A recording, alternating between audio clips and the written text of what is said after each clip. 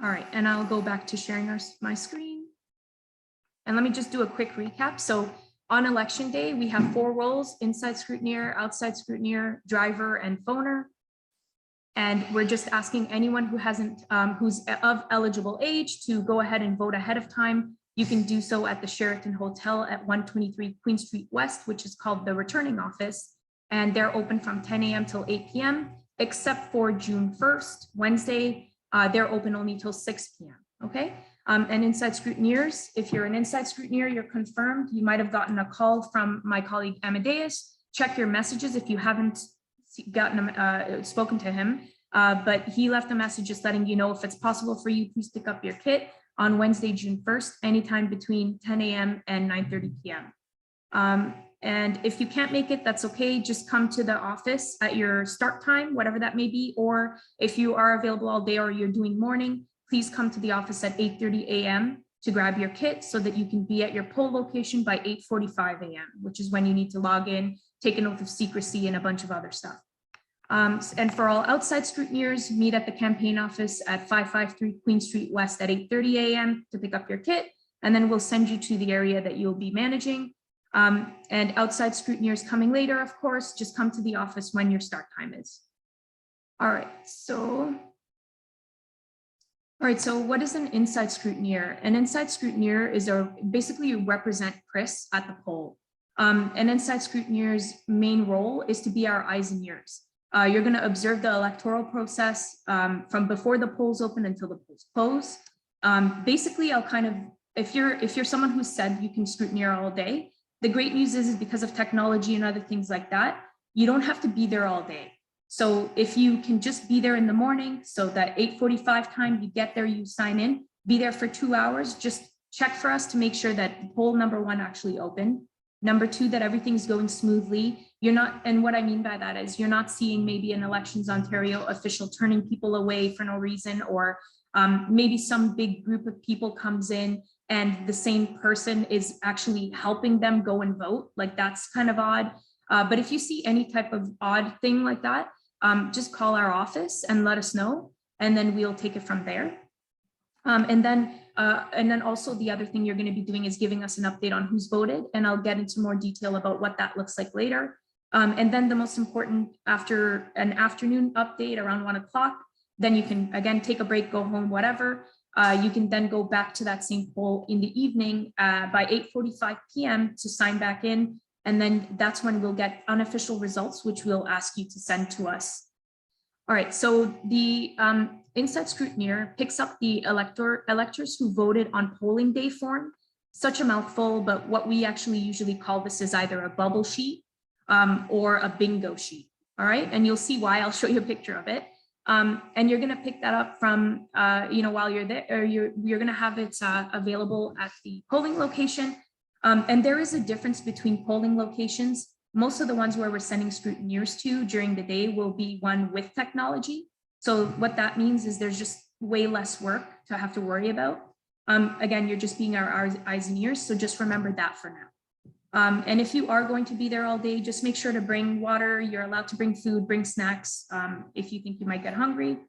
And you can work with the Elections Ontario officials, like I said, but you can't ever talk directly to a voter, or otherwise known as an elector. All right. You will be provided with a kit with everything you need, as I explained, picking up your kit and the rules around that, or suggestions. And then last but not least, anyone who requested to be, let me just let someone in. All right, anyone who requested to be an inside scrutineer, again, pick up your kit on Wednesday between 10 a.m. and 9:30 p.m. if you can. All right, so an inside scrutineer is given this form. I think this was the slide we were on. And the scrutineer will need this to gain access to the poll location. And you will receive multiple of these just in case, but this is very, very rare. We're most likely not going to send one person to multiple polls, but just so you know why there's more than one copy in your kit.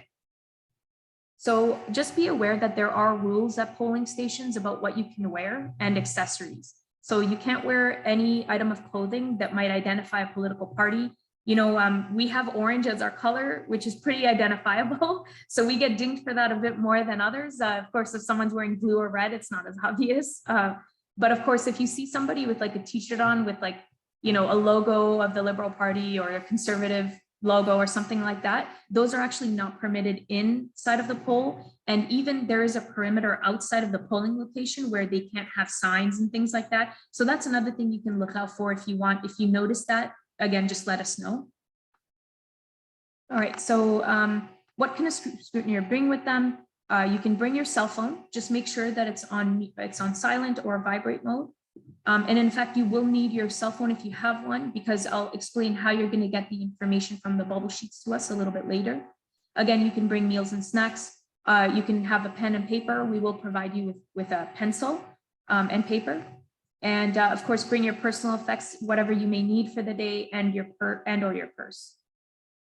All right, so what's the difference between technology and paper polls? So the difference is that technology polls all process the polls manually, the polls without technology, which we call paper polls, do everything without a computer. So that means they do it manually. This is literally kind of what we see in movies, right? They dump a box and you see all of the ballots that are filled out there, and they literally count it by hand. All right, and then the technology, they actually have a tabulator, so that does it electronically, and it's so much faster. And I'll go into more detail about how your role changes depending on which one you're in. All right, so when you arrive at the poll, as I explained, we would ask you to get there 15 minutes early if you can, so by 8:45 a.m. when it opens. What we're hoping for is, the reason why we're asking for you to pick up your kid on Wednesday if you can, is it will actually save you travel time and time in general, having to come all the way to our office and then be sent to your poll, which might be farther away. We try to get most people in or near where they live. So we did our best on that. When a scrutineer arrives at the voting location, and I think I mentioned this very briefly, but you're going to sign in with the poll official. They're called a deputy returning officer for polls without technology, and a supervising deputy returning officer for polls with technology. They'll be very obvious who they are.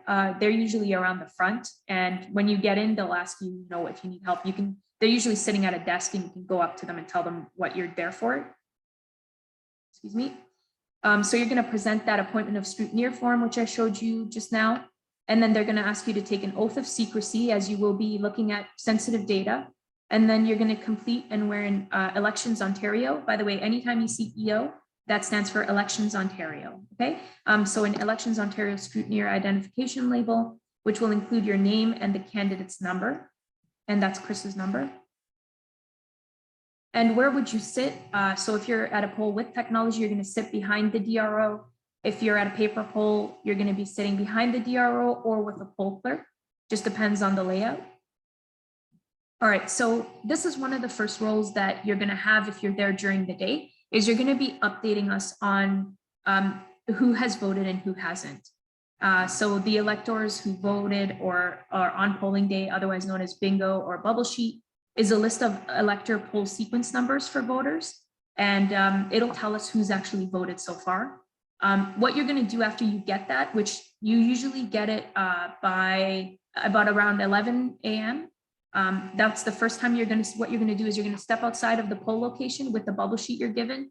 And then you're going to take a picture of it with your cell phone. If you have that capability, if you have a cell phone, and you can take a picture and send it to us. And you can actually send it to our elector update line. So this is actually different than our campaign office number. We wanted to make a dedicated line just for this information, okay? So if you can, record this somewhere, write it down, but I will send this slideshow out to everybody, and I am recording this, so I can also send out the recording link, a link to the recording, sorry. But the elector update line is 647-482-9522. Okay. When you text that picture, make sure to include what poll number you're in. And it's provided to the scrutineers so the actual bingo sheet's provided by this DRO in a poll without technology. How does it look? It's like a legal size letter or legal size sheet, and it's filled out by the DRO as electors vote, and it's put into numbered folders that correspond with the candidate's number. So they'll have a candidate number that represents Chris, one that represents the Liberal, Conservative, Green, etc. And then you'll know which one is his, because as we know before, you're going to have a credential that they're going to give you, which has Chris's number on it. So if you forget, just check that. All right. So you're going to go to that folder, you're going to grab it, and then you're going to go outside of the poll, take a picture of it and send it to us. All right.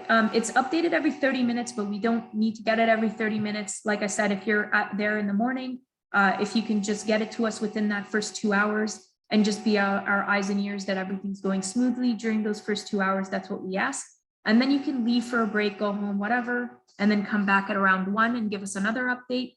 And then you can leave again after about an hour, hour and a half, and then come back for 4:30, 5 p.m. I wouldn't go any later than 5 if you can.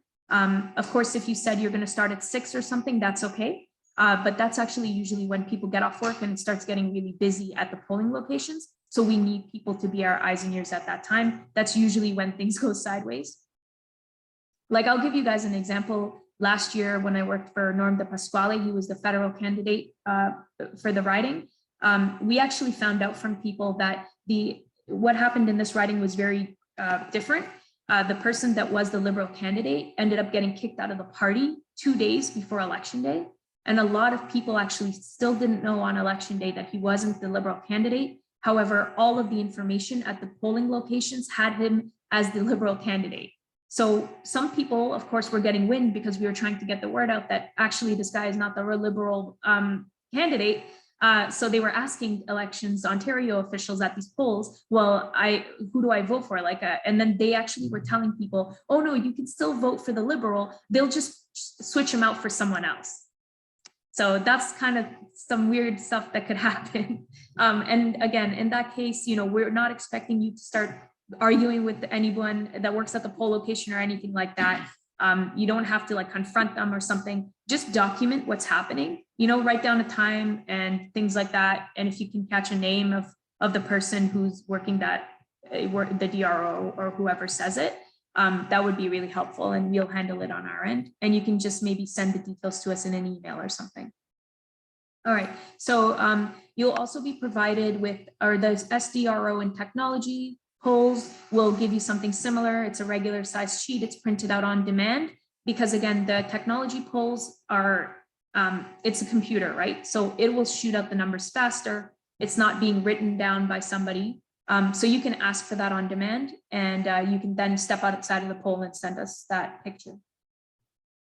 This is what it looks like. So this is a bingo or bubble sheet. And you'll see there's numbers along the side and then also numbers in the space in the middle.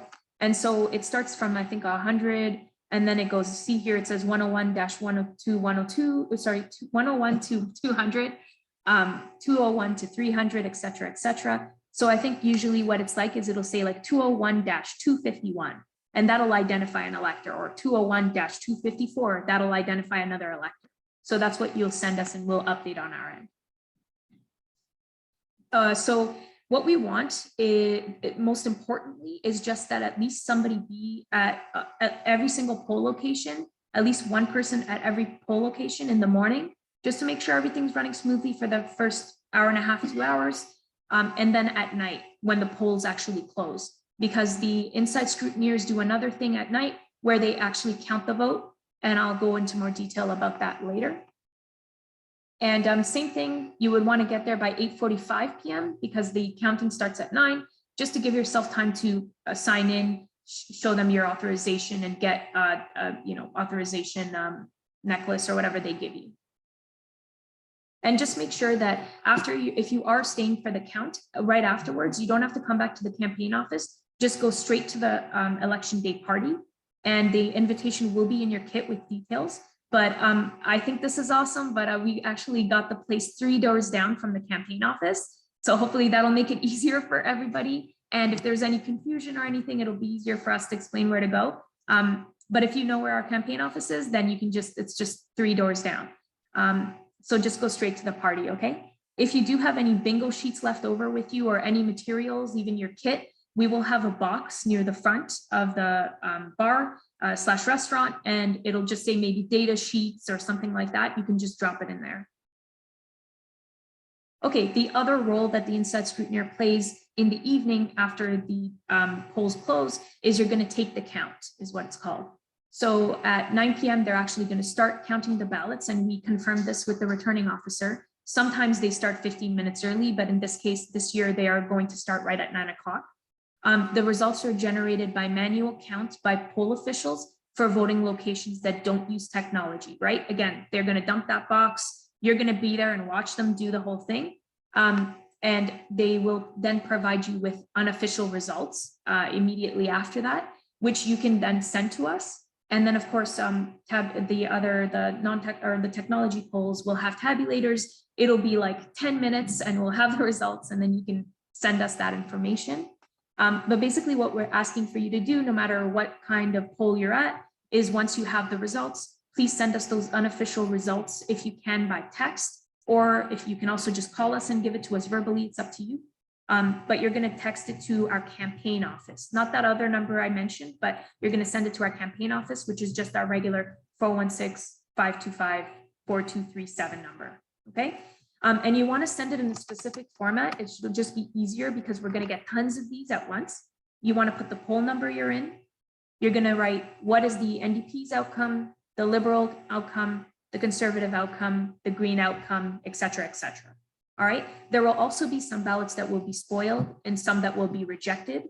These ones are pretty obvious. Like I said, I just did scrutineering the count for the first time last year. And when I first got there, I was all like, you know, hot and heavy. And I was like, no, this person spelled this person's name wrong. Like, I don't think that we should accept this ballot. You are not expected to do that. In fact, some of them spelled Norm's name wrong and they still accepted it. Ultimately, it is the DRO that makes the final decision, but usually what gets rejected is, for example, again, this was a federal election. Some people put Jagmeet Singh down instead of the actual local candidate. So those would get spoiled or rejected. And then there are other ones where they maybe just put an X through, you know, or it'll be very obvious that they just didn't complete it correctly. All right. And those will be spoiled or rejected.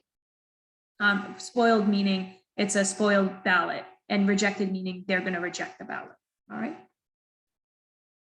Okay, so taking the count at a paper poll, I've already explained this. It's just going to be a little bit more involved because they're actually going to dump the box and they're going to put it into different piles, accepted, rejected, unmarked ballots. And then at the end, you're going to send us the unofficial results. All right, so I also covered this a little bit, objecting to a ballot. It'll be pretty obvious.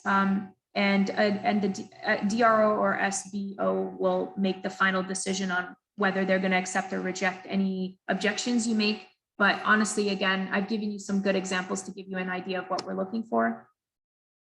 But if you have any questions or you think of something, again, just call or text us or email us and I'll get an answer to you. Okay, so taking the count at a technology poll, again, it's a tabulation done by a computer. It's going to be really fast. Usually at paper polls, it might maybe take until 9:30. I'm not expecting that it'll take any longer than that. And then for polls where they use technology, it may take just 10 minutes, maybe 15 minutes to get those results. As we've been calling you all to ask if you can volunteer on election day, and you so graciously offered your time, which thank you again for that. We did ask for you to be a bit flexible if you can, because what might happen is at the end, we might not have enough people to go into one person per poll to get us these unofficial results. So we might ask you, hey, you're already in this area. Do you mind just signing into that poll location? You have everything you need in your kit, including instructions, by the way. And can you just go ahead and get us the unofficial results? So just be aware of that and be ready for that.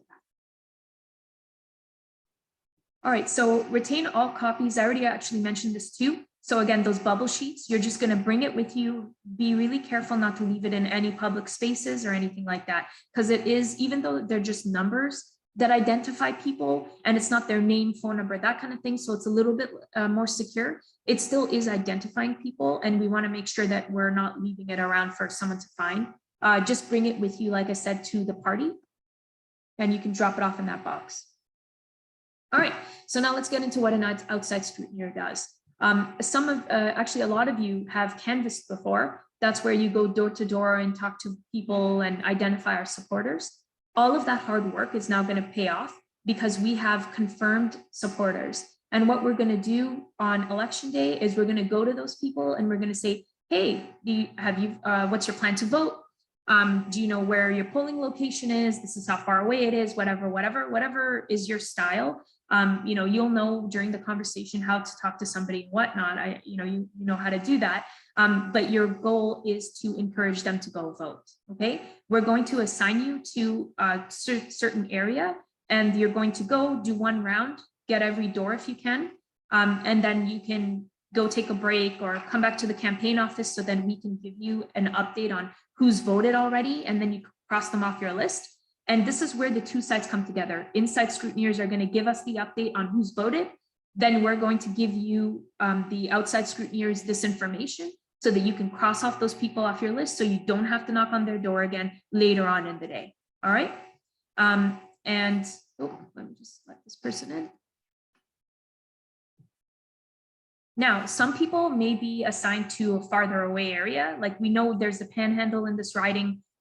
So if you are in the panhandle, you might more likely actually get asked to go to the poll and get your update yourself. That's where you become an inside scrutineer for a short period, just so that you can get those numbers and you can find out who you can cross off your list. All right. Because think about it, it's going to be better for you. You don't have to come all the way back to the campaign office to get an update. You can just stay where you are, get an update, leave if you want to go take a break or go home for a few hours, and then come back to the area to do another round and cross people off your list. You don't have to go back to those houses again, or places, apartments, whatever it may be. All right, so the other thing that outside scrutineers do is they're going to deliver vote-at cards to our supporters. Now, some of the lists that we give you, it's going to look like the regular Canvas sheet. It's going to include a map. So it's going to have everything you need in that regard. And you might notice that everyone in your sheets is a 1. You'll actually see a 1 next to something called tag. All right. So those people, you can immediately give them a vote-at card. The vote-at card tells them where to vote. And here's an example of one. This has the returning office on it, but it's just an example. And you're going to encourage them to go vote. Now, the other thing you might see is you might see a mix. So you might see a bunch of 1s, and then you might see some 2s, or there might not even be a number next to their name. The reason why we're doing that is because, and just an update, things are looking really good, really positive, thank goodness. And because we've got this more positive numbers, we want to see and get the temperature on people who are 2s. If you're not sure what I'm talking about, we have a marking system from 1 through 4. A 1 is someone who's identified supporter, confirmed supporter. A 2 is they were a little wishy-washy. So they said, I most likely will vote for Chris, or I most likely will vote for the NDP. So they hadn't committed yet. But at this point, people are starting to break, whether they're going to go Liberal or NDP. I mean, the Conservatives don't ever win this riding. So I'm not going to use that as an example. All right. So what you do with a 2, or if they don't have a number next to their name, knock on their door. If they answer, again, make sure you're talking to the right person, because there's mixed homes where people have different beliefs or whatever, and maybe roommates, whatever. So you're talking to the right person, ask them if they're supporting Chris. And if they say yes, then give them a vote-at card and encourage them to vote. All right. And you can update that on the sheet. You can put a 1 next to their name just so that you remember. All right. And, oh, sorry. Okay. We'll provide you with Canvas sheets. I already said that. It's going to include the map. The office is going to provide an update. Wow, I already covered a lot of this. Sorry. You already provided. Okay, so you will also get a kit. It'll have everything you need. It'll have that Canvas sheet, as I mentioned. It'll have a map. It'll have, it'll even have everything that you need if you are asked to go to a poll and become an inside scrutineer for a bit, so you can get your updated numbers. Again, if you have any issues, or you're confused or don't remember some, because I know I'm throwing a lot at you. If you don't remember something, we are going to cover this on, not cover everything, but we'll do a quick reminder on election day itself. And if you need a quick reminder, just tell the person you're talking to, hey, can you just go through this with me real quick, just so I can remember. But at any point, you can just call our office, the campaign office number, and we'll help you, okay? Another thing that you'll see in your kits that's special is something called ride requests. Because you're the ones who are actually knocking on doors and talking to people directly. Let's say some person who's the 1, they say, oh, actually, I'm not I don't know, I really want to go vote for Chris, but I have issues and I don't have a car and it's just too far for me, right? Then we can say, no problem, we have drivers on standby. I can have someone come pick you up and you can go ahead and fill out one of these ride request sheets. The reason why we ask you to still fill out a sheet, even though, you know, you want to maybe text it right away or something like that, is that way you'll cover everything that you need to get from them so that we are sure what time they're available, what their address is, just details like that. All right. So after you fill one out, you can even just take a picture of it after and send that to us because that will save you time. It's just up to you. All right, so I already covered this as well. So as I said, you may get a sheet with marks only ones, or you might get ones and twos or no marks and what to do in that situation. Oh, one thing I forgot to mention, if there's no answer at someone who's a 1, just leave one vote at card for that whole household, okay? If it's a 2 or no mark and there's no answer, do not leave a vote at card, all right? Because depending, again, we're constantly getting new numbers about what it's looking like and what our chances are. We might even after 5 o'clock tell you actually now start dropping a vote at card at every door who you have on your list. All right, that might happen. So just be ready for that. All right, so I already covered this as well. If you're not getting updates from us, it may be because we don't have an inside scrutineer in that area. If that's the case, then we might actually send you into the poll and you can get your the updated information directly. And again, instructions are included in your kit. Oh, sorry. Okay. All right, so scrutineering buildings, you might end up being in a building. And if you have any issues with management, you will have an apartment authorization slip with Chris's signature in your kit. Just write your name at the top and you can show that. What it is that it basically has a law on it that says we are legally allowed to be in the building and do this during election period. If you still have issues and they're not letting you in, just feel free to call the campaign office, but you can just leave, come back to the campaign office, or if you just call us if you feel comfortable, but you can leave, all right? We'll deal, and then we'll try to iron it out from our end, call the returning officer to talk to them or something like that. All right, so outside scrutineers may be asked to scrutineer the count as well. I did briefly mention this. So at the end, again, if we don't have enough people doing the count at the end, we might ask you to go and do that. You'll have everything you need in your kit and go straight to the party afterwards if you would like to attend. Bring everything with you, the bubble sheets and any, if you get a slip with the results on it, just bring that with you. You can drop it in that ballot box or the data box, sorry. All right, so drivers, we are going to have drivers available. A lot of drivers, are actually so fantastic that they're open to in between ride requests. They are willing to maybe outside scrutineer or inside scrutineer for us, which is awesome. It'll also make your day a bit less boring because otherwise you might be waiting around for a while until the requests come in. So far in my experience, most of these requests come in after about 4 o'clock. Again, that's around when poll locations get busy as well. And you want to keep some things in mind. You can't have a campaign bumper sticker on your car because you're going to be coming into the poll and maybe parking there. That may be too close to the poll location, so it'll be considered, against the rules. You got to wear neutral colors. Again, no buttons, things like that, that will show that you're, an NDP supporter. I think the reason why they do this is because, as we know, human beings can be influenced, and I can only imagine if that wasn't a rule, that there would just be like signs everywhere, like people coming in and dropping off just signs everywhere inside, just to beat the other guy, right? So this just keeps it neutral. So it's a fair rule and we will follow it. All right, and remember that you represent the candidate when you're driving voters. So please try to have the car neat if you can. Be friendly, be courteous.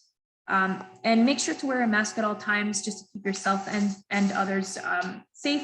Most people who ask for a ride are people who are older, some people without transportation, or others who may need assistance. So just be aware of that.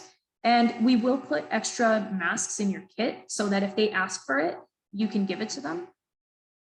Or if they say they don't have their own mask, you can also offer them one. Another thing that's special that will be in your kit specifically is a copy of, actually, no, we're going to put accepted ID in everybody's kits except for inside scrutineers. This is just in case if you're an outside scrutineer and you knock on someone's door and they say, oh, I don't know what ID to bring with me, you can explain and even show the list of examples of accepted ID.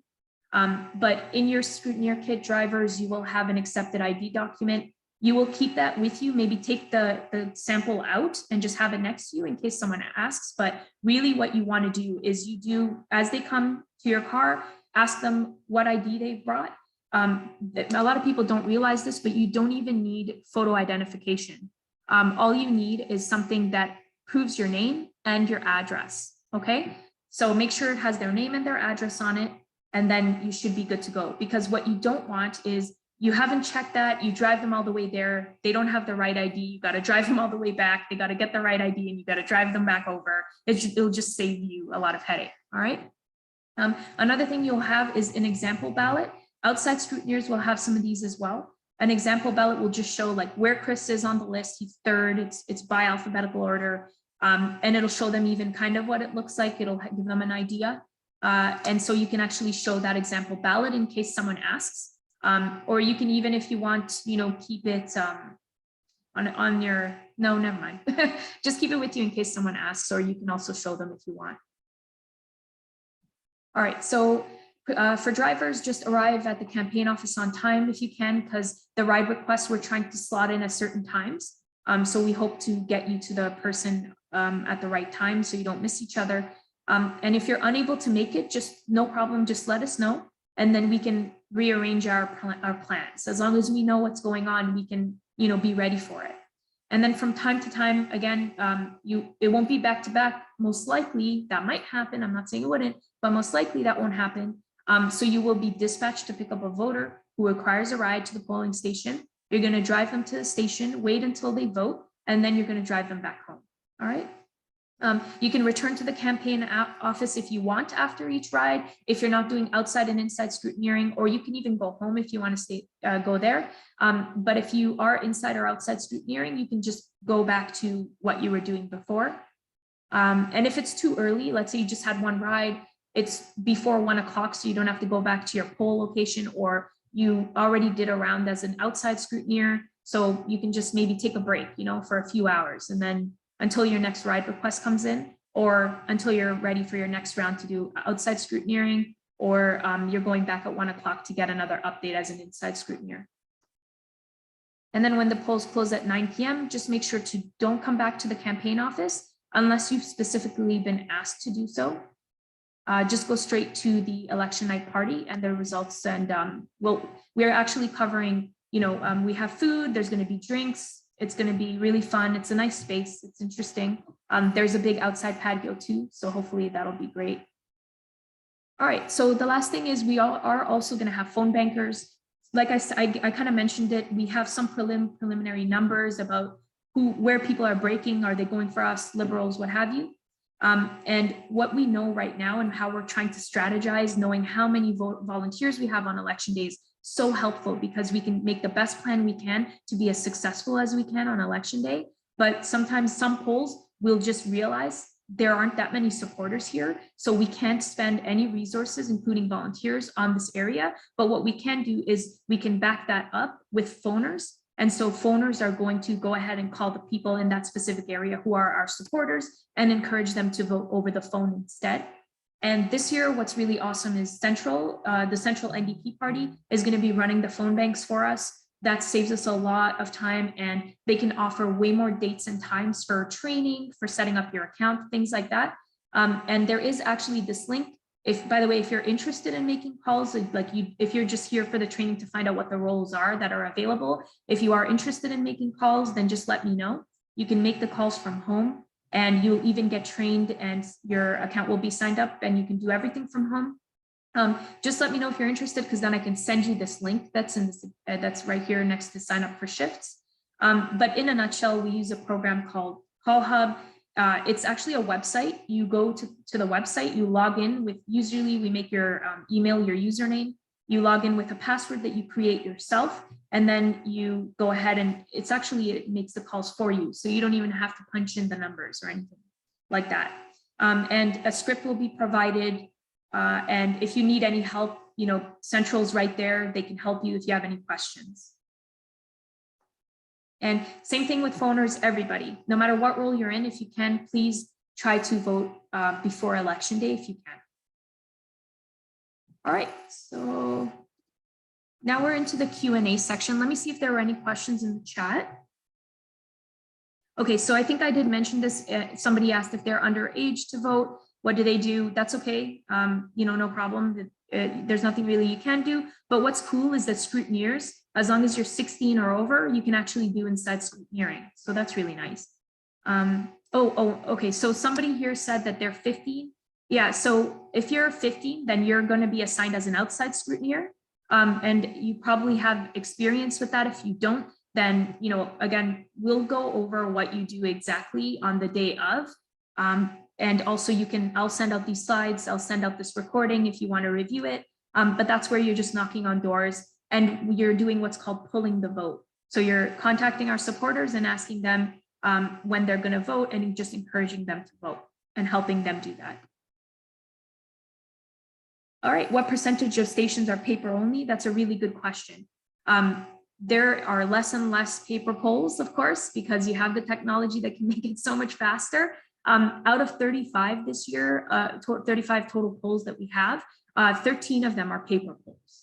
And every single one of the paper polls are actually in a condo building, or I think one of them is in a senior's home. So those are the ones that are paper polls. All right. So somebody said here, I didn't get a phone call today. Does that mean that I'm not needed? I was originally told on Sunday that I'd be an inside scrutineer. No, if you didn't get a call and nobody even left you a message, then and you are a confirmed inside scrutineer, I'd be surprised, but if that did happen, I'm actually just going to write down your name. And what I'll do is, since you're saying that happened to you, I'll just make sure to see if you are confirmed as an outside or inside scrutineer already. Because you may have been in the in-between category where we were still making decisions. So I do apologize if that happened to you, but what I'll do is I'll follow up, okay? And I'll make sure that no one else got missed so that we can just let you know to pick up your kit on Wednesday. But again, if you can't, it's okay, just come at 8:30 a.m. on June 2nd and pick it up then, or whenever your shift starts, you can come here first, pick it up, then go to the poll location. All right, so for wearing colors, are electors allowed to wear them? Is it just scrutineers and elections employees? Wow, that is a really good question. I think that those rules do apply to electors as well. I think that if they came in with like a big button that said like Ford Doug Ford or something like that, they'll actually be asked to take it off and or even go and change. Yeah, they're not. I don't think they're allowed to actually wear that inside of the poll. But like that's interesting because I've never heard it before where anyone has made it clear, like when you go and vote, you're supposed to wear neutral colors and you're not supposed to wear a button and things like that. So I'm surprised it doesn't happen more often where people would get, asked to go and change or something like that, but that's a good question. All right, someone else says, I voted wearing a campaign t-shirt and button. It was right after the JEG meet and greet and nobody said anything. Oh, wow. Okay, well, thank you for sharing that personal experience. I'm shocked. But okay, so I guess it only applies to scrutineers and people who work at the poll. Wow. So that's interesting because like I said in my example, I think the reason why they came up with this is maybe it's because like a scrutineer might look indifferential between somebody who actually works for Elections Ontario, and maybe they just want those people to remain neutral. They don't want those people who might be seen as authority figures to be, endorsing any one party over another. So Jeremy, thank you for sharing that. And they also added, I think it's just campaign workers, etc. Yeah, I guess you're right. You know what? I didn't know that. I really thought that it applied to them too. But then I guess that's why I was thinking I haven't heard that be a rule before. So I might be wrong. But thank you, Jeremy. So there we go. Jeremy answered that question. All right. Anyone else have questions? All right, great. So like I said, I am recording this, so I'll send a link out once it's rendered. And I'll also send the slides in case you want to review them. You all got an email with a scrutineer guide in it. This slideshow, I went through that whole guide and just tried to condense it. so that hopefully it's a little bit easier to follow. Okay, one more question. Electors are not allowed to leave campaign literature in the polling station. Okay, all right, that's good to know. Okay, and we don't have any other questions, comments? Okay, thank you. Thank you all for your time. We really appreciate it. We can't do it without you, and I really appreciate your time. Have a good night. Goodbye, everybody. Bye, everyone. Bye. All right.